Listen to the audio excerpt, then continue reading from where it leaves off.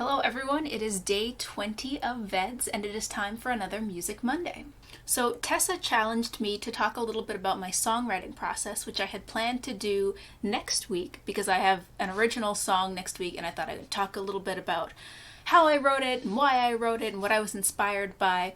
But some recent events required the writing of a new song, so I thought today we would walk through the process while it is fresh. So first of all, I'm going to give you the Spark Notes version of what inspired this song. So like you do, I was chatting with this guy on an app and he introduced himself and very quickly gave me basically his entire life story, which was a lot and was a little overwhelming, and I said as much. So immediately that made me a little bit uneasy, but sometimes people are just awkward, so I said as much. I said that was a lot, and he said, yeah, I know, and talked a little bit about myself, and we got to chatting. So we went back and forth chatting a little bit, and it became clear to me pretty quickly that we wanted different things and I wasn't really interested. And so as much as I enjoyed chatting, I was like, this isn't really for me. So I said that. I said, hey, you seem to really know what you want and what you're looking for, and I don't think that that's me, but best of luck finding someone who you're more compatible with. So for a while, for several weeks, I just didn't respond, and he sent me a couple messages, and then finally one day I was bored and I was like, I like chatting. This was, of course, the wrong thing to do, but I did it because in the course of exploration, we all do dumb things sometimes. So the chatting itself, fun, but then as we're going through a conversation, it's like, throw up a boundary. No, I don't want to talk about that. No, I don't want to disclose that about myself. No, I don't really want to send a picture. And the guy is just like, that's fine, whatever you're comfortable with, we'll go at your pace. Nothing has to happen until you're ready. Nothing has to happen until the time is right. And of course, if you throw up a boundary and someone says, that's fine for now, that's a red flag. He said something like, I feel like I've told you a lot about myself, but you haven't shared very much of yourself, and I feel like you're trying to distance yourself from me when you talk like that. Which, yeah, pretty much true. I said, yep, you sure did disclose a lot about yourself, and I chose not to. And I do feel a little awkward every time I say I'm not really comfortable with something. You say, we'll work up to it, or we'll do it when you're ready. That feels kind of pushy, and if you're not happy just chatting, then you're free to go find more elsewhere. The message that he sent back to me expressed a lot of hurt and betrayal, and it was full of accusations and name-calling. I don't know what's wrong with you, I don't know what happened and why you're so irritable. I got this glorious gem of a sentence. Just because you say no should not and does not imply it's a fucking never. And my favorite of all of them, and you were literally just like a snake biting at me after I was so vulnerable with you. So, having never been called a snake before, I thought that would be excellent fodder for a song, and I grabbed my ukulele and decided I was going to use it to work through my feelings. Tessa, I know one of your questions was about whether it's music or lyrics first, and the answer is that I definitely think of myself as a lyricist more than a musician, and so the music is really just a vessel for words, but usually what I'm trying to start with is a chord progression, something simple that repeats that I can use to start to build lyrics on top of. I guess the short answer is that the music and lyrics are happening at the same time, with just more time and attention being paid to the lyrics. So because I'm fairly new at uke and not great at it, there are some chords that I'm very comfortable with and other chords that I'm less comfortable with. And when I write a new song, I'm trying to push myself a little bit, but not so much that I can't play it. So in this case, I started with something like G, okay, then where do I go? F, no, A, no, D, oh, G, okay, G.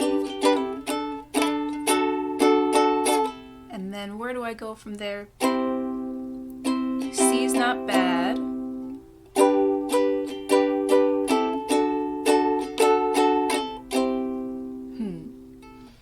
But of course that's too basic. After a little playing around, I decided on this chord because it's got a little bit of melancholy to it, which I felt like this song needed. From that chord, I could use the D that I'd established, and then I needed something else, so we go back to G. Okay, now that we've opened that up, we can go to G, and then what does it need? Ooh, C is too bright. Could it be a G7? No, that's not right. Oh, again, a little bit melancholy, slightly cheerier melancholy. So we've got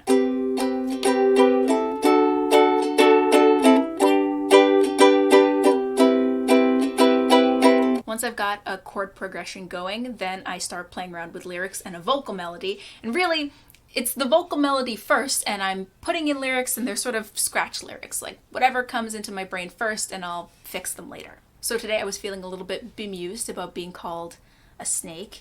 So I thought, okay, what can I do with that? Snakes. Where are snakes? Snakes in the grass? Bugs in the dirt? There are snakes in the grass, there are bugs in the dirt, there are trees and there's something around them. Most of the time, my scratch lyrics won't be just nonsense words. There will be the germ of an idea in there. There'll be a particular word or phrase or image that I'm trying to evoke. And in this case, I liked the melody of snakes in the grass, so there are snakes in the grass and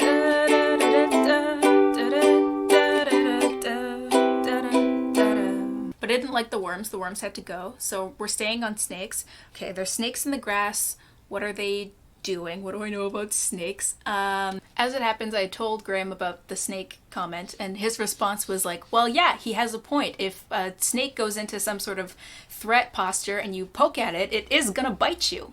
And then I was actually curious about this fact, like, ooh, do snakes only attack when they feel threatened, or do they have other reasons? So I did a quick Google search. And actually one of the things that came up when I Googled it was that snakes, even non-venomous snakes, can lunge quickly. So okay, now we've got a couple lyrics. There are snakes in the grass and they're waiting to strike, even ones that don't have any venom. And at this point I got kind of stuck because I wasn't sure which direction to go. Like, do I stick with this snake metaphor or should I try to expand it? What am I doing here? Which meant it was time for a little brainstorming on a sticky note, and I just wrote down a bunch of words that had come to mind that were things I wanted to write about.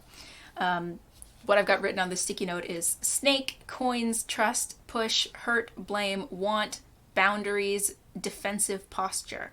I ended up sticking with the snake vibe, and I did a little bit more Googling, like, well, what else should I know about snakes? Snakes are cold-blooded, or more accurately, ectothermic, meaning they can't regulate their own body temperature. If they want to get warm, they have to find a heat source. And snakes have no eyelids. Apparently they can generate tears, but because of the way that their eyes are, the tears can't actually fall, so they can't cry like people cry. Okay, so now that we have some snake facts, let's see what we can do to build those into a verse.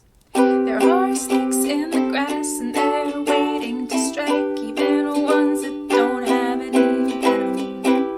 They can't regulate what they're feeling inside. They want heat, well, they have to go find some. And here I'm trying to transition out of a verse into a chorus, so I want to keep generally the same chord structure, but change it up a little bit. They can't ever close their eyes, and no,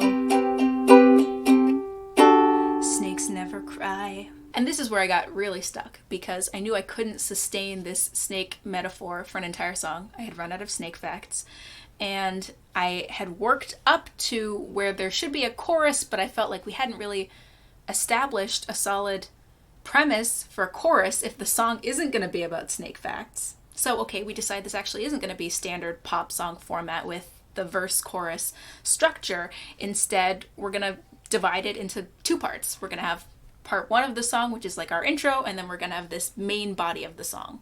And it's going to be short because I actually don't have too much to say, but I do have these other keywords that I wrote down that I'd like to see if I could use. So I wanted to find a way in the rest of the song to establish that all of those snake facts in the beginning were a metaphor, and that ultimately the song is going to be about boundaries. But before I can do any of that, I need to find a way to transition out of that first part of the song into the second part of the song, and so I fall back on some arpeggios.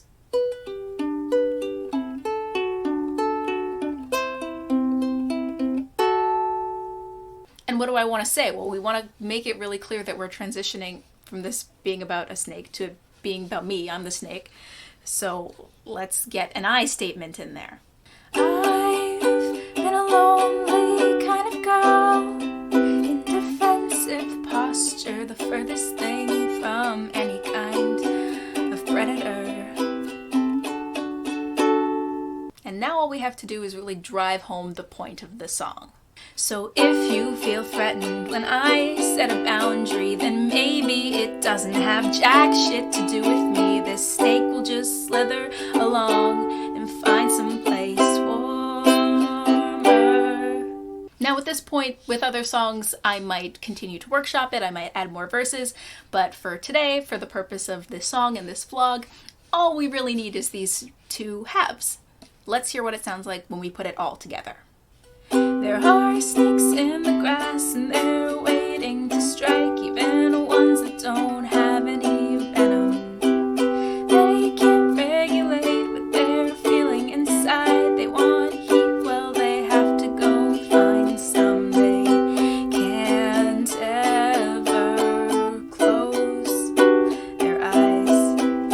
And no, snakes never cry.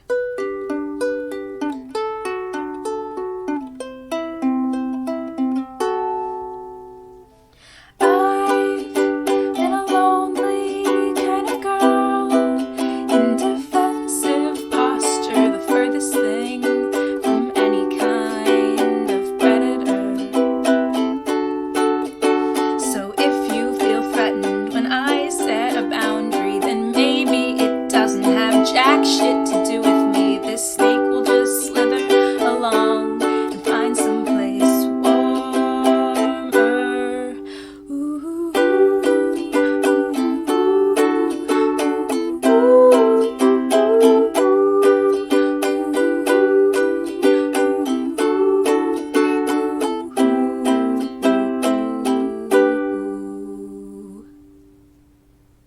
So Tessa and everyone, I hope that was an insightful look into my songwriting process. I will hopefully, again, talk about this more next week with a different, more complete song, but there's a little insight for you. Happy Music Monday, folks. Oh, I mean, we're past the halfway point of VEDS, so we're like heading into that home stretch. We got 10 days left. We got this. I got this. I will see all of you tomorrow.